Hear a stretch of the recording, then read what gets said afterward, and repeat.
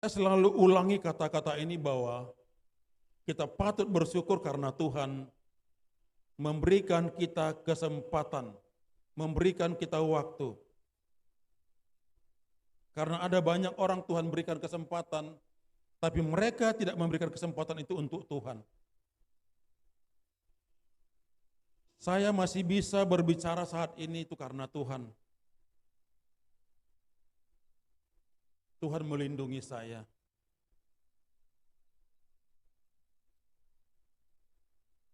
Bahkan kita dapat menikmati apapun yang Tuhan sediakan untuk kita setiap hari. Saya tadi malam lagi ada di tempat makan. Kebetulan saya pernah ditunjukkan sama Pak Gembala saya di sini, Amang enak kalau makan sup. Saya makan di sana, ketemu sama hamba Tuhan, sama pendeta. Ketemu secara tidak sengaja. Kami berbincang-bincang tentang dunia ini. Wah, saya pikir luar biasa. Ya Tuhan kami.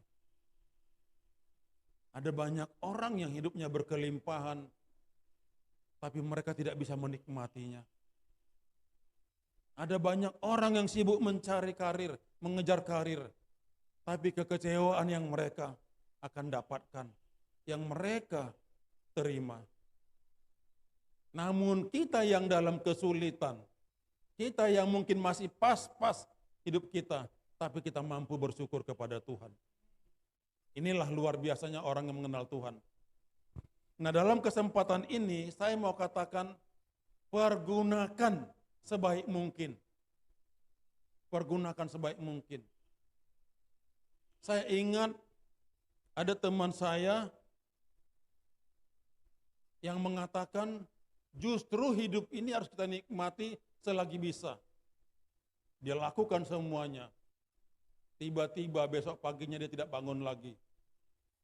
Alias inna lillahi wa inna ilaihi roji'un.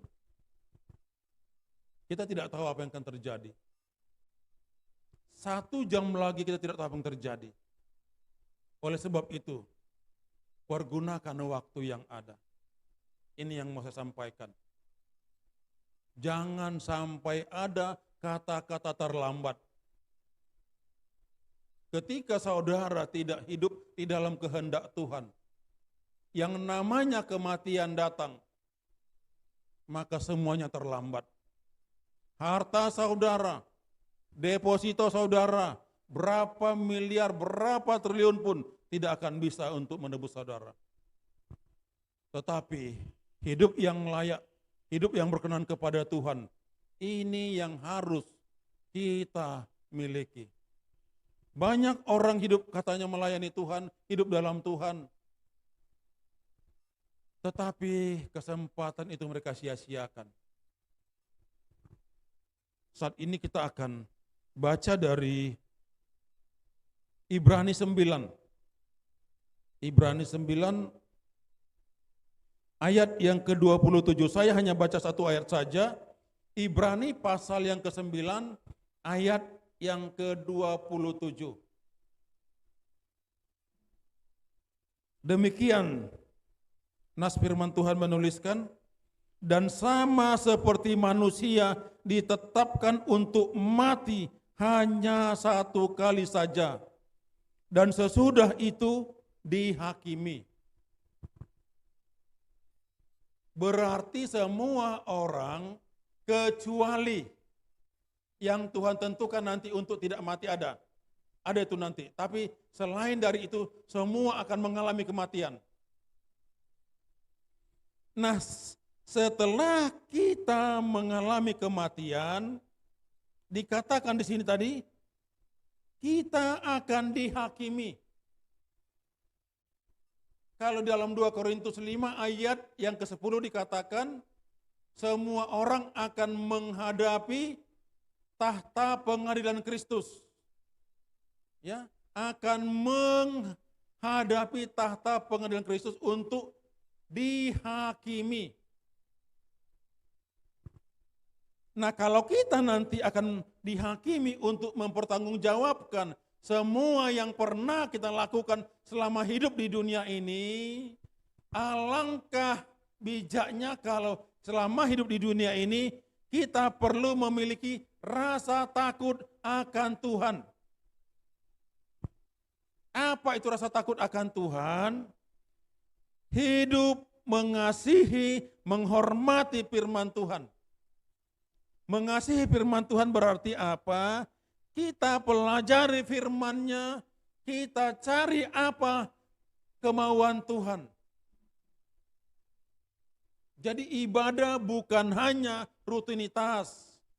Ibadah bukan hanya kegiatan tanpa arti atau tanpa makna.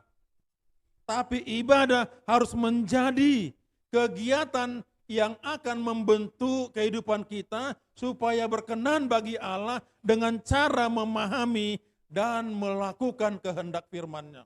Amin. Ini gak gampang loh, banyak proses. Maka saya katakan beberapa bulan lalu, dikatakan kerjakan keselamatanmu dengan takut dan gentar.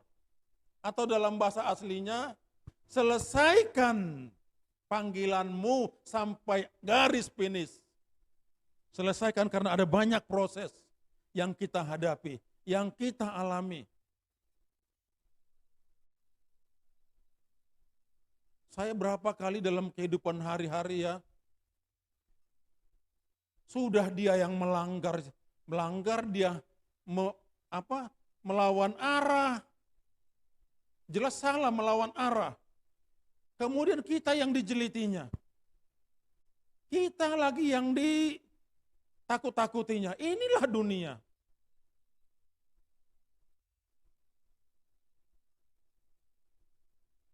Pakaiannya rapi. Ya tapi dia melanggar arah, kita lagi yang ditegornya. Waduh, ini dunia. Nah, bagaimana ketika kita melewati proses ini, kita bisa bertahan. Kita bisa tetap berjalan sebagaimana kehendak Tuhan. Ini enggak gampang. Saya katakan tidak gampang. Makanya Tuhan katakan barang siapa mau ikut aku, dia harus sangkal dirinya, pikul salibnya. Wah ini enggak enak ternyata jadi orang Kristen ya. Iya enggak enak. Ini makanya dikatakan, nah mari kita isi. Ya, kita isi kehidupan kita selama hidup. Ada apa? Karena hidup ini hanya sementara. Kalau Yakobus mengatakan hidup itu hanya seperti uap.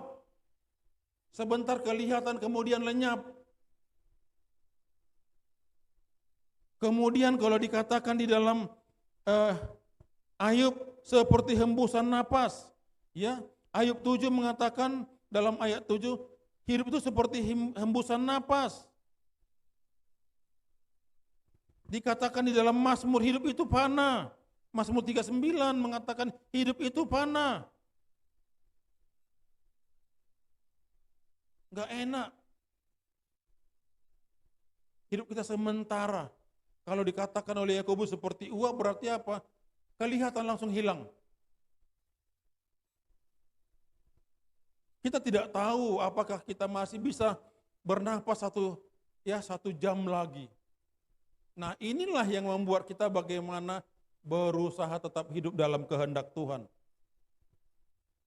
Caranya kita perhatikan cara kita hidup. Dikatakan oleh Paulus, ya kita memperhatikan cara kita hidup. Ini enggak gampang loh, enggak gampang. Saya sering kali mengalami ini. Saya sering kali yang melewati proses ini. Waduh, tapi Tuhan katakan bertahan sampai akhir.